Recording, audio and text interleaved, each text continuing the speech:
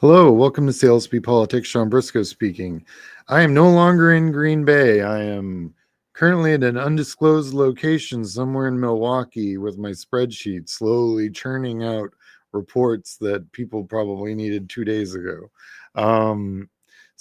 That's my world right now. It's the after action. I've talked about being a data director where you kind of have to know the future and the past, but eventually there's no more future because the campaign ends.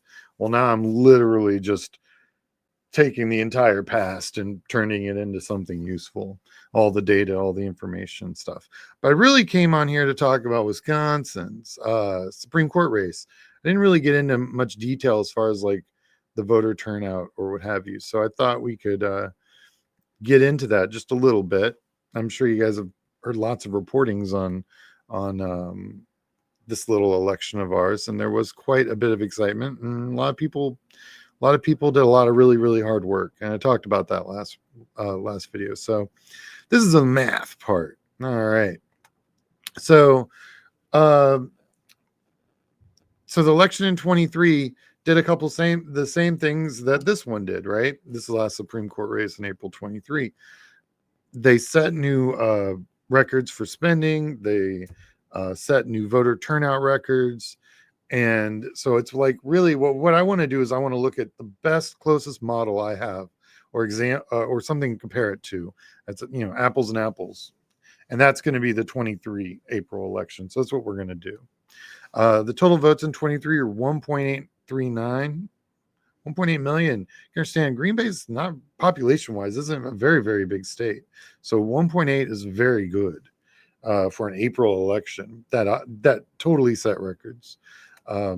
This is the 2025 number, 2.364. So more records were set. Also, I believe even though in 23 they set a record for spending, I think we tripled that record this cycle. So a lot of money moving around, lots of media was purchased, lots of doors were knocked. So yeah, that's a good turnout. That's a difference of 500. That's a 500,000 more people voted in April. And I'm going to tell you, some of that early voting was definitely snow what was going on in Green Bay. I can guarantee it. I've got tons of photos of me in the snow, and I send them to my kids, and they're like, "Oh, you must be having so much fun." And I'm like, "No, that's not how this works. When you're an adult, snow's just a pain in the butt." So anyway, 500,000 more people voted. That's great.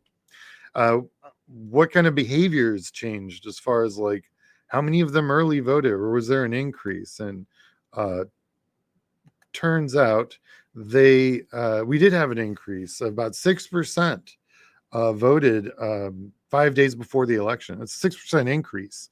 And you understand that's kind of very important to those of us that do this, because once a vote's in, it's in. Plus, if your systems are up to date enough, you can then stop targeting them. So that way you might not waste any more postage or ink and paper on somebody who's already voted. Because, as the early voting starts, the universe begins to shrink.